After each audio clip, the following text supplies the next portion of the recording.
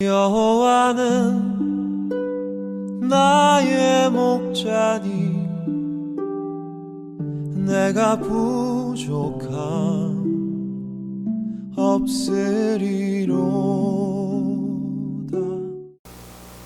할렐루야, 반갑습니다. 오늘도 매일 예배에 나오신 모든 성도님들을 환영하고 축복합니다. 다 같이 사도신경으로 신앙 고백 하시겠습니다. 전능하사 천지를 만드신 하나님 아버지를 내가 믿사오며 그 외아들 우리 주 예수 그리스도를 믿사오니 이는 성령으로 잉태하사 동정녀 마리아에게 나시고 본디오 빌라도에게 고난을 받으사 십자가에 못 박혀 죽으시고 장사한 지 사흘 만에 죽은 자 가운데서 다시 살아나시며 하늘에 오르사 전능하신 하나님 우편에 앉아 계시다가 저리로서 산자와 죽은 자를 심판하러 오시리라. 성령을 믿사오며 거룩한 공예와 성도가 서로 교통하는 것과 죄를 사해 주시는 것과 몸이 다시 사는 것과 영원히 사는 것을 믿사옵나이다. 아멘. 다 같이 함께 새 찬송가 304장, 통일 찬송가 404장, 그 크신 하나님의 사랑 찬양하시겠습니다.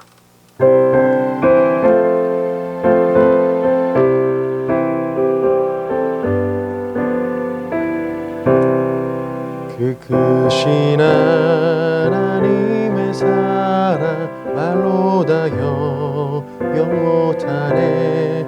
저 높고 높은 별을 넘어 이 낮고 낮은 땅 위에 죄범한 영혼 구하려 그 아들 보내사 화목제로 삼으시고 죄 용서하셨네. 하나님 크신 사랑을 증량다 못하며 영원히 변치 않는 사랑 성도여 찬양하세. 괴로운 시절 지나가고 땅 위에 여호와 세할 때 주 믿지 않던 영혼들은 큰 소리 외쳐 울어도 주 믿는 성도들에게 큰 사랑 베푸사 우리의 죄 사했으니 그네 잊을까. 하나님 크신 사랑을 증량다 못하네. 영원히 변치 않는 사랑 성도여 찬양하세.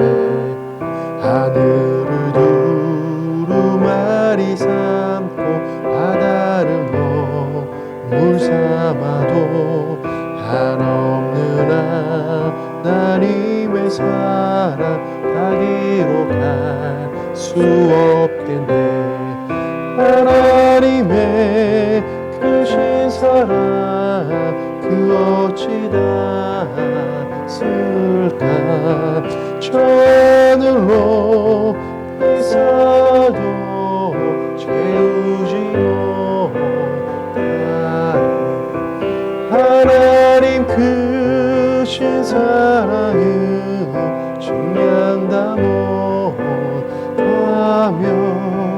영원히 변치 않는 사랑 성도여 찬양하세. 아멘. 오늘 함께 보실 말씀은 예레미야 31장 1절부터 10절까지만 보시도록 하시겠습니다. 오늘 함께 보실 말씀은 예레미야서 31장 1절부터 10절까지입니다. 나 여호와의 말씀이니라. 그때 내가 이스라엘 모든 종족의 하나님이 되고 그들은 내 백성이 되리라. 여호와께서 이같이 말씀하시니라. 칼에서 벗어난 백성이 광야에서 은혜를 입었나니 곧 내가 이스라엘로 안식을 얻게 하러 갈 때라. 옛적에 여호와께서 나에게 나타나사 내가 영원한 사랑으로 너를 사랑하기에 인자함으로 너를 이끌었다 하였노라. 처녀 이스라엘아, 내가 다시 너를 세우리니 내가 세움을 입을 것이요 내가 다시 소고를 들고 즐거워하는 자들과 함께 춤추며 나오리라. 내가 다시 사마리아 산들의 포도나무를 심되 심는 자가 그 열매를 따기 시작하리라.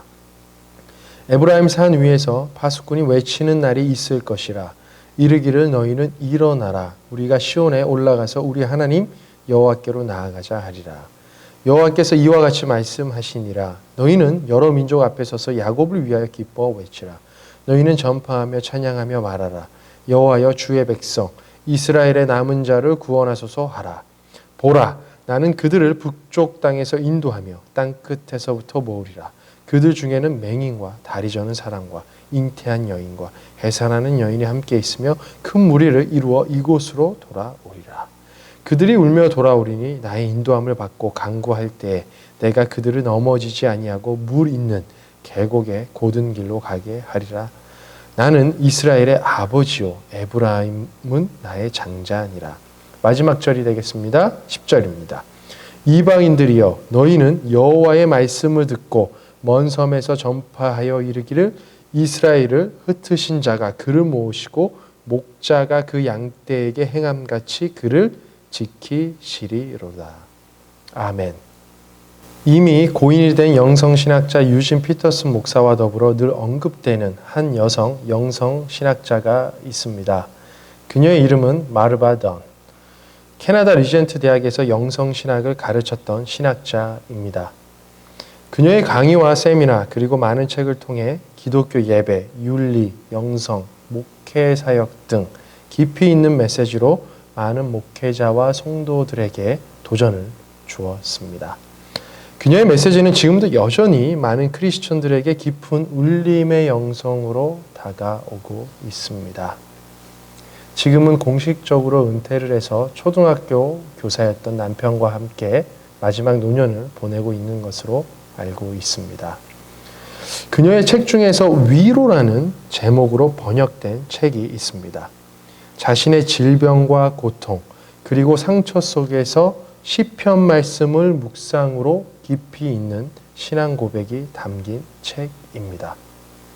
이 책 속에서 몇 가지 질문들이 담겨 있습니다. 하나님은 선하신가? 하나님은 나를 돌보고 계신가? 하나님은 정말 여기에 계신가? 책에서 그녀는 자신의 질병에 대한 고통을 이렇게 고백합니다. 지난 15년 동안 팔과 다리에 수많은 가벼운 수술을 했고 눈은 레이저 치료를 수백 번 받았습니다. 8번의 대수술을 받았는데 그 중에는 장중 첩증으로 인한 장절제와 자궁 적출, 여러 조각으로 부서진 발뼈를 맞추는 수술, 암 수술 2번이 포함됩니다. 망막 출혈이 있은 후 눈 수술을 3번 받았습니다. 2번은 실패했고 한쪽 눈은 보이지 않습니다. 저의 신장은 25%밖에 기능하지 못합니다. 장의 신경들이 죽었기 때문에 늘 4종류의 약을 섞어서 복용해야만 장이 겨우 기능합니다. 다리는 불구이고 뼈는 퇴행하고 무릎 아래로는 신경이 죽었기 때문에 걷는 것이 무척이나 힘듭니다. 암 수술을 받을 때 신경이 손상되었고 또 관절염이 있기 때문에 늘 고통스럽습니다. 그녀는 16살 때 홍역 바이러스로 췌장이 망가져 평생 당뇨 합병증으로 싸우고 있습니다. 그녀는 사랑과의 관계에서도 큰 상처가 있습니다. 자신을 사랑했던 전 남편이 자신을 떠나고 함께 성경 공부했던 다른 여자와 재혼을 했기 때문입니다. 일반 평범한 삶과는 거리가 멀었던 그녀의 인생. 긴 터널 같은 어둠 속에서 그녀가 갈망했던 단어, 위로. 무엇이 질병의 고통 속에 있던 그녀를, 사랑하는 사람에게 버림받은 상처가 있던 그녀를 위로했을까요? 오늘 함께 보실 예레미야 31장은 예레미야에서 가장 중요한 장이라고 불릴 만큼 하나님의 사랑과 위로 그리고 새 언약의 메시지가 담긴 본문입니다. 네, 분명 전장에서 하나님의 사랑과 위로 그리고 희망의 메시지가 보이지 않았던 것은 아닙니다. 이제 본격적으로 구체적으로 나타난 것입니다. 그래서 예레미야 30장부터 33장 이 세 장을 위로의 책이라고 불리는 이유인 것입니다. 핵심 주제는 이렇습니다. 유다와 이스라엘의 회복. 즉 예루살렘의 파괴를 목격한 백성들 그리고 이 성전 파괴 후 바벨론 포로기를 살아가야 할 유다 백성들을 향한 하나님의 변함없는 사랑과 위로와 앞으로 세워질 새 언약에 대한 약속의 말씀입니다. 눈물의 선지자 예레미야가 전한 하나님의 경고와 심판의 분위기가 새로운 희망으로 바뀌어지는 것이죠. 이 구체적인 내용이 바로 오늘 함께 보시고 계신 31장입니다. 오늘 이 아침 40절까지 있는 긴 말씀 가운데 저는 1절부터 10절까지만 살펴보고 특히 하나님의 변함없는 사랑과 신실하심에 초점을 맞추어 은혜를 나누고자 합니다. 예레미야의 선포의 메시지를 보시면 어떠한 기분이 드십니까? 철저히 어두웠습니다. 슬펐습니다. 예레미야 2장 13절을 보시면 왜 하나님께서 이스라엘 백성을 심판할 수밖에 없었는지 그 이유를 알 수 있습니다. 다시 한번 기억을 더듬으면서 제가 읽도록 하겠습니다. 예레미야 2장 13절입니다. 내 백성이 두 가지 악을 행하였으니 곧 그들이 생수의 근원인 되는 나를 버린 것과 스스로 웅덩이를 판 것인데 그것은 그 물을 가두지 못할 터진 웅덩이들이니라. 무슨 말입니까? 하나님을 떠나 우상을 섬겼고 순종해야 할 하나님의 말씀을 버렸다는 것입니다. 이스라엘 민족, 어떠한 민족입니까? 하나님과 언약을 맺은 언약 백성입니다. 이 언약은 창세기 12장에서 하나님께서 아브라함을 부르실 때 주셨던 축복의 말씀, 바로 복의 근원으로서 살아감을 의미합니다. 복의 근원의 삶은 하나님 백성으로서의 소명이며 사명이었던 것입니다. 하지만 지금까지 예레미야서를 묵상하시면서 볼 수 있었던 것이 무엇이었습니까? 언약 백성, 이스라엘 민족이 얼마나 죄악 앞에서 타락했는지 볼 수 있지 않았습니까?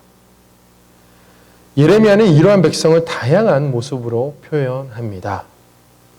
부모의 품을 떠나 먼 곳으로 가버린 탕자와 탕녀의 모습으로, 불륜과 음행을 저지르는 여인의 모습으로, 그리고 온몸 전체가 성한 곳이 없는 병들고 썩은 환자의 모습으로 비유합니다. 그런데 더 큰 문제가 있다는 것입니다. 눈물로 하나님의 심판을 전하는 예레미야 선지자의 외침에도 불구하고 이스라엘 백성은 자신들이 처한 현실을 제대로 인식하지 못했다는 것입니다. 이제 시간이 흘러 예루살렘이 바벨론에 의해 함락될 처지를 맞이합니다. 강제로 노예로 끌려갈 것이고 다윗의 왕조가 무너져 버리고 말 것입니다. 슬픔이 가득할 것입니다. 울부짖음이 멈추지 않을 것입니다. 슬픕니다. 어둡습니다. 그러나 이러한 현실에도 불구하고 심판과 재앙이 하나님의 최종적인 계획, 말씀이 아니라는 것입니다. 이미 저번 주 토요일 담임 목사님과 함께 보셨습니다. 예레미야 29장 11절입니다. 여호와의 말씀이니라. 너희를 향한 나의 생각을 내가 아나니 평안이요 재앙이 아니니라. 너희에게 미래와 희망을 주는 것이니라. 아멘. 드디어 예레미야는 이스라엘 백성을 향한 하나님의 변함없는 사랑과 위로를 보게 된 것입니다. 어둠 속에서의 귀환과 회복에 관한 하나님의 계획을 보게 된 것이죠. 앞으로 펼쳐질 약속의 새 언약의 말씀을 알게 된 것입니다. 그 구체적인 내용, 오늘 본문 말씀이 되겠습니다. 오늘 본문 말씀 1절부터 3절까지 제가 다시 새 번역으로 읽도록 하겠습니다. 나 주의 말이다. 때가 오면 나는 이스라엘 모든 지파의 하나님이 되고 그들은 나의 백성이 될 것이다. 나 주가 말한다. 전쟁에서 죽지 않고 살아남은 백성이 광야에서 은혜를 입었다. 이스라엘이 자기 안식처를 찾아 나섰을 때 나 주가 먼 곳으로부터 와서 이스라엘에게 나타나 주었다. 나는 영원한 사랑으로 너를 사랑하였고 한결같은 사랑을 너에게 베푼다. 2절과 3절을 보시면 하나님께서 이스라엘 백성이 이집트에서 노예 생활로 고난을 받고 있을 때 그곳에서 구출해 주셨고 광야길 가운데 그들을 보살폈던 이를 상기시켜 주십니다. 그리고 또 다른 숨겨진 의미로 앞으로 바벨론에서의 포로 귀환을 예고하고 있습니다. 이스라엘 민족 역사에서 빼놓을 수 없는 사건이 바로 출애굽 사건입니다. 제가 전에도 강조했듯이 많은 역사학자들은 이스라엘 민족의 공동체적인 출발점을 이 출애굽 사건으로 보고 있는 것이죠. 출애굽 사건 전까지 하나님의 구원과 은혜가 개인적인 경험, 즉 아브라함, 이삭, 야곱을 통해서 개인적으로 경험을 했다면 이제 이 출애굽 사건을 통해서 이스라엘 민족 전체가 하나의 공동체로 하나님의 구원의 역사를 경험한 사건이 되기 때문입니다. 하나님은 이스라엘 민족을 출애굽시켜서 가나안 땅으로 인도하셨습니다.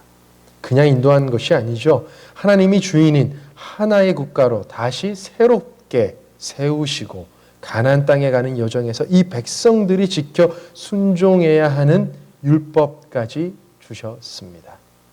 그리고 하나님은 이스라엘 백성 가운데 성소를 세우시고 광야길 가운데 언제나 변함없이 하나님의 임재를 보여주셨습니다.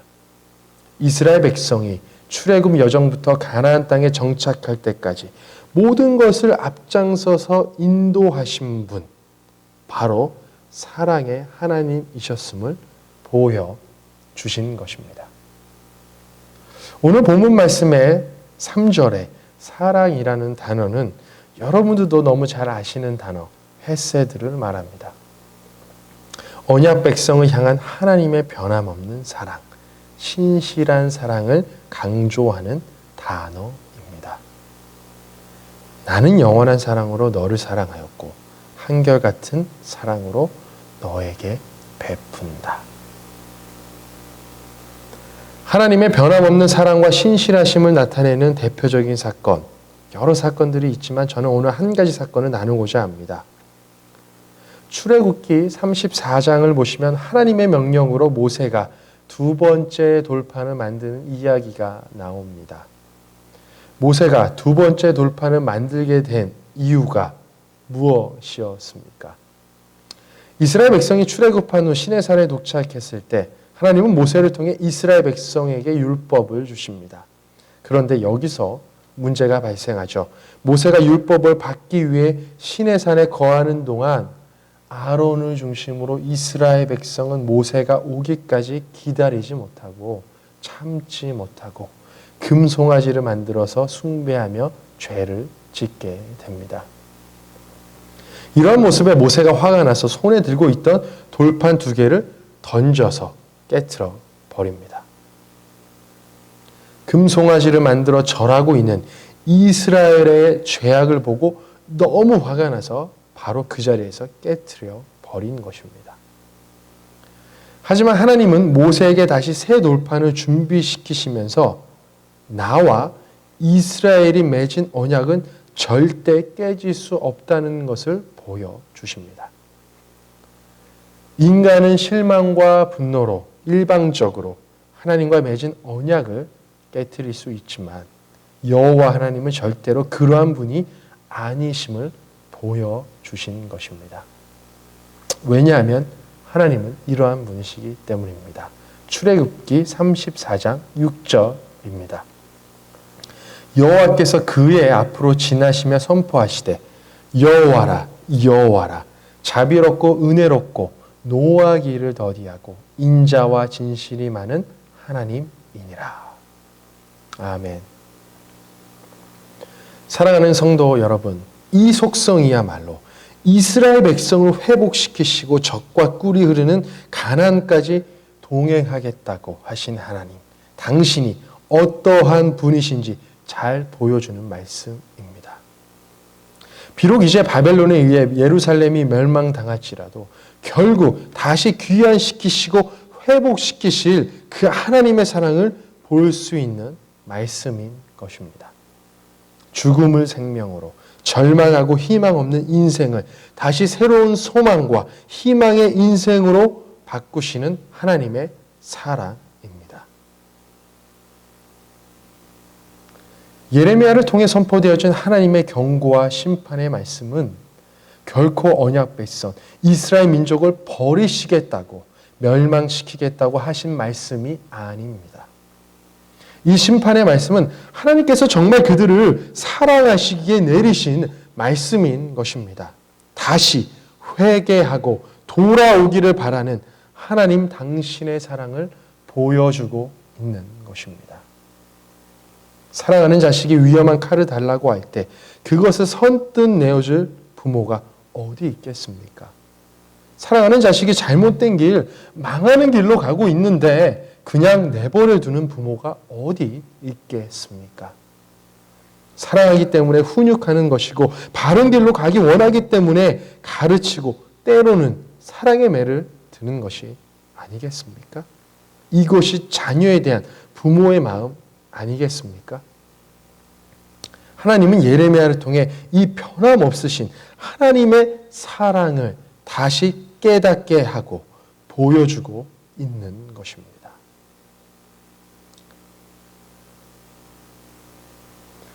독일의 아우슈비츠 수용소는 수많은 유대인들이 억울하게 학살당했던 곳입니다. 그 참혹한 수용소에서 유대인들은 피눈물을 흘리면서 하나님을 향해 이렇게 외쳤습니다. 하나님, 지금 어디에 계십니까?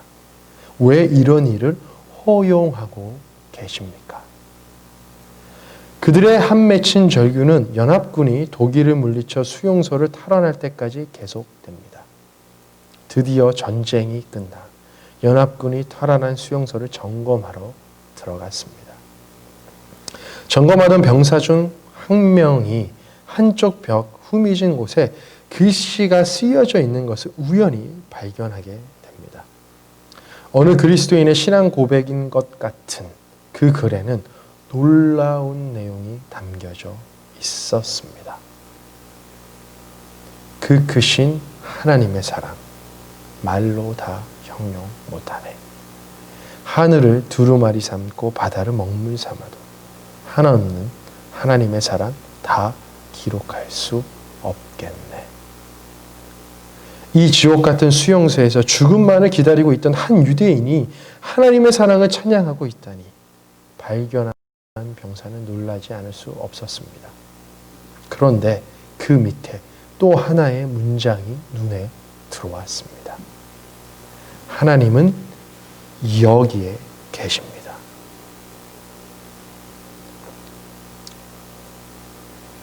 네, 그렇습니다. 비록 지옥 같은 희망 없는 현실 속에서 여전히 하나님은 살아계십니다. 무너져버린 죄악의 삶 속에서도 여전히 하나님은 일하고 계십니다. 그리고 여전히 저희들을 변함없는 사랑으로 사랑하십니다. 이 사랑의 힘이 죄악으로부터 얻을 수 있는 쾌락과 비교할 수 없는 값진 은혜와 기쁨입니다. 이러한 변함없는 하나님의 사랑이 있기에 결코 다시 죄악된 삶으로 돌아갈 수 없는 것입니다. 말로 다할 수 없는 하나님의 사랑의 은혜가 모든 성도님들 인생 가운데 충만하시길 예수님의 이름으로 축복합니다. 예레미야는 계속해서 4절부터 6절까지 구체적인 회복의 장면을 보여줍니다. 제가 간단하게 얘기를 하면, 요약을 하면 폐허가 되어버린 사마리아 산지의 열매가 맺히고 또한 시온에서 드려지는 예배가 회복될 것이라고 선포합니다. 그리고 7절부터 9절까지 하나님 구원의 역사를 찬양하고 기뻐하고 적극적인 행동으로 구원을 소망하라고 명령합니다. 특히 8절과 9절을 보시면 시온으로 귀환을 이루신 하나님의 계획을 보여줍니다.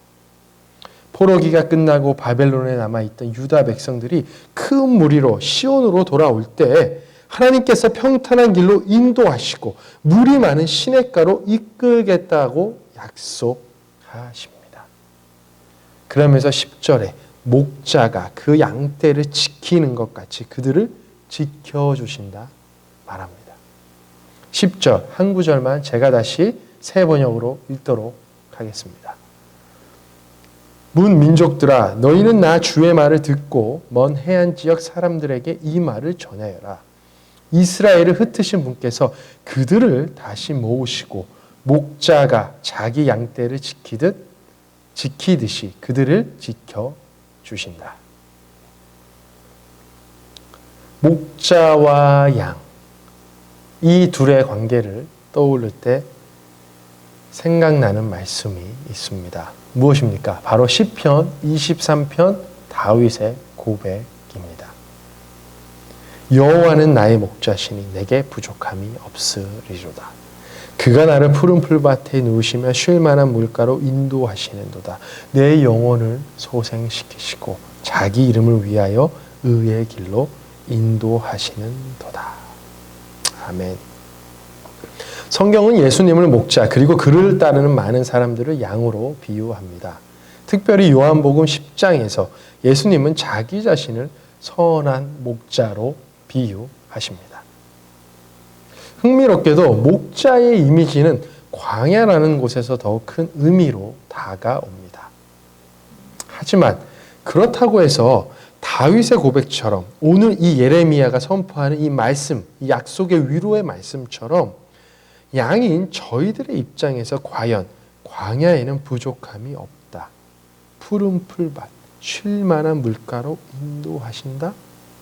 이것을 믿기에는 광야라는 곳이 너무 두려움으로 다가오는 것 같습니다. 저만 그런가요? 하지만 반대로 어려움 가득한 광야라는 장소에서 뜨겁게 하나님을 만날 수 있는 은혜가 된다는 사실을 잊지 말아야 합니다. 제가 오래전에 나눴던 것 같은데요. 열린다 성경이라는 책을 보시면 광야의 이미지는 부정적인 이미지가 아닌 긍정적인 이미지로 묘사되고 있습니다. 책의 내용을 요약해 보면 이렇습니다. 이스라엘 민족의 정체성은 한마디로 광야의 백성인 것이죠. 광야의 백성 이스라엘 민족에게 광야는 가슴이 두근거리고 벅찬 감동이 밀려오게 하는 장소인 것입니다. 출애굽을 통한 이스라엘 백성의 40년 동안 이스라엘 백성은 광야에서 하나님의 은혜를 체험하고 하나님을 만났던 장소였기 때문입니다. 유대 문헌인 미시나에서 이 광야 40년을 하나님과의 허니문 기간으로 표현하고 있다고 합니다. 역설적으로 목자가 없으면 죽을 수밖에 없는 광야에서 목자이신 오직 하나님만, 예수님만 믿고 신뢰할 수밖에 없다는 것입니다. 자, 그렇다면 광야 환경에서 목자가 양을 어떻게 돌보는지 여러분 혹시 아십니까? 자세히 알고 나시면 시편 23편의 그 다윗의 고백, 오늘 예레미야의 이 선포의 말씀을 조금 더 이해하실 수 있으실 것입니다. 뜨거운 광야에서 목자가 물을 찾게 되면 먼저 목자는 지팡이로 물의 깊이를 재고 난 후 양에게 물을 마시게 허락합니다. 왜냐하면 양이 물을 마시다 털에 물이 묻게 되면 몸이 무거워져서 바로 빠져 죽을 수 있기 때문인 것입니다. 그리고 물에 있는 세균을 없애기 위해 목자는 에스터티라는 풀을 넣어서 물의 세균을 없애준다고 합니다. 자, 그런데 광야에서 물은 목자와 양만 필요한 것이 아니죠.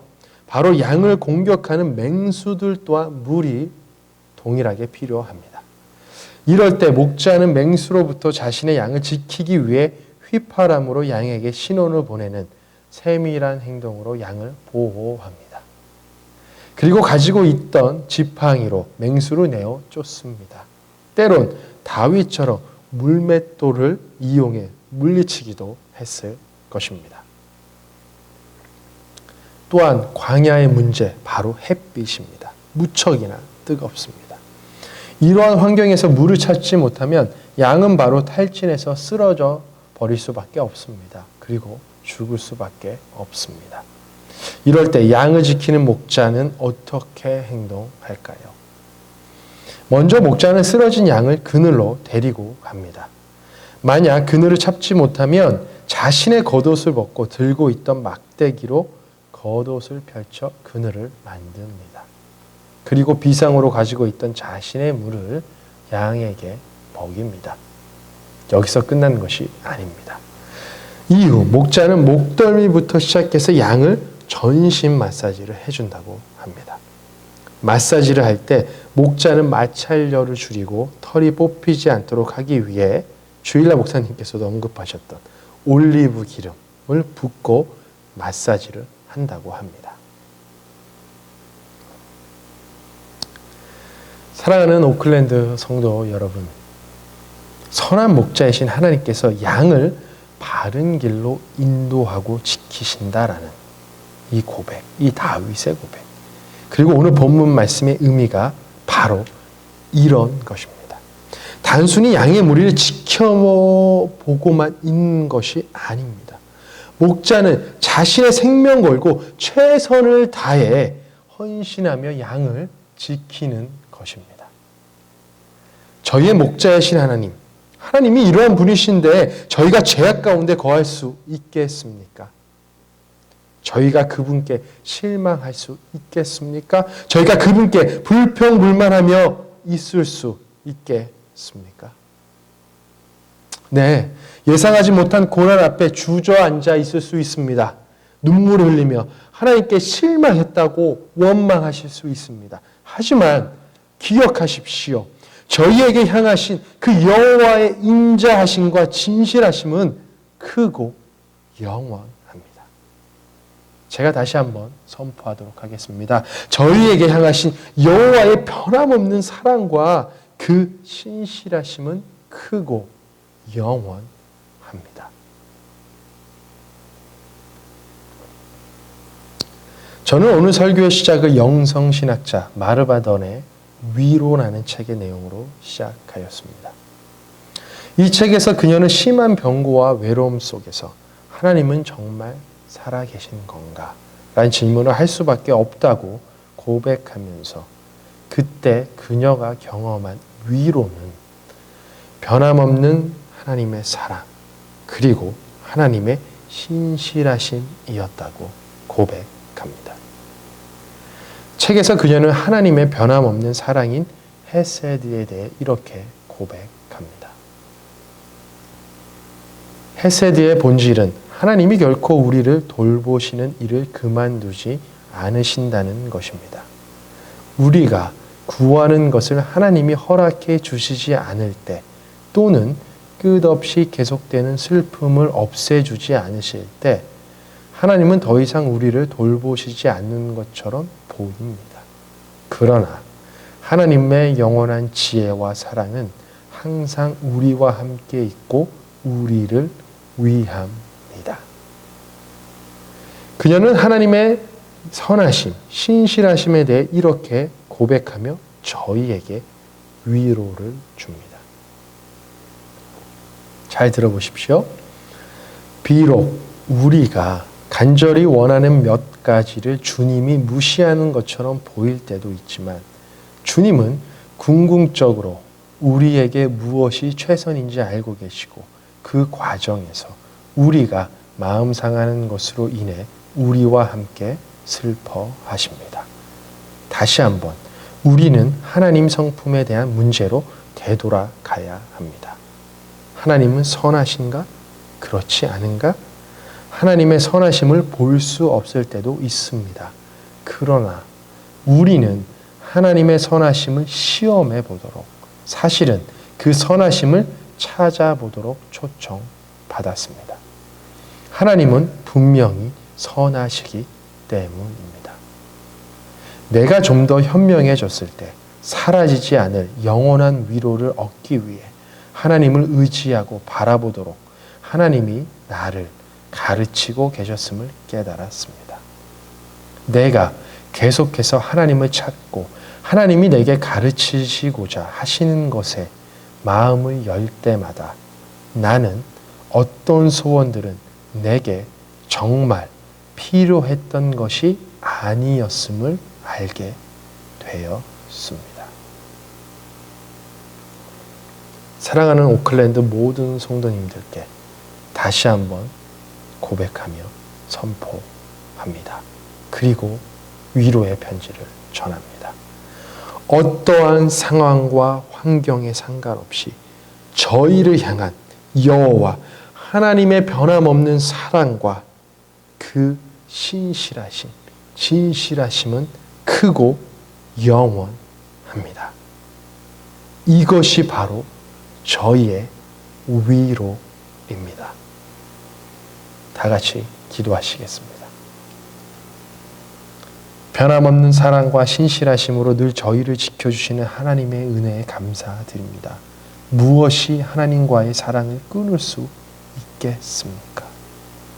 하나님, 어떠한 상황과 환경 속에서도 여전히 살아계시며 일하고 계신 하나님을 바라볼 수 있도록 인도하여 주시옵소서. 그래서 다시 한번 회복시키시며 새로운 희망을 주시는 그 은혜를, 그 사랑을 다시 한번 사모하길 소망합니다. 죄악의 자리에서 일어나 이제는 거룩한 마음을 품고 거룩하게 말씀을 붙잡고 기도하며 나아갈 수 있도록 또한 힘 주시옵소서. 그래서 저희 각자에게 계획하신 그 하나님의 놀라운 계획이 이루어질 수 있도록 축복하여 주시옵소서. 저의 삶을 통해 오직 하나님만이 영광 받으시길 원합니다. 복의 근원으로서 살아갈 수 있도록 인도하시고 축복하여 주시옵소서. 감사드리며 예수님의 이름으로 기도하였습니다. 아멘. 다 같이 주기도문으로 오늘 예배를 마치도록 하겠습니다. 하늘에 계신 우리 아버지여, 이름이 거룩히 여김을 받으시오며 나라가 임하옵시며 뜻이 하늘에서 이루어진 것 같이 땅에서도 이루어지이다. 오늘 우리에게 일용할 양식을 주시옵고 우리가 우리에게 죄진 자를 사하여 준 것 같이 우리 죄를 사하여 주시옵고 우리를 시험에 들게 하지 마시옵고 다만 악에서 구하시옵소서. 나라와 권세와 영광이 아버지께 영원히 있사옵나이다. 아멘.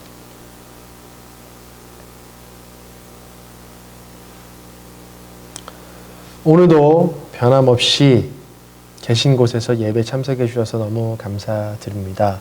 벌써 11월이 되었습니다. 그리고 오늘 말씀을 듣는 오늘 대통령 선거가 있는 날입니다. 선거하셨습니까? 기도하시면서 하나님께서 이 미국을 하나님의 말씀과 공의로 잘 이끌어 달라고 기도하시면서 꼭 선거하시길, 투표하시길 바랍니다. 그리고 늘 건강하시고 계신 곳에서 늘 기뻐하며 하나님 예배하시길 기도하겠습니다. 다시 만날 날을 기대합니다. 감사합니다. 여호와는 나의 목자니 내가 부족함 없으리로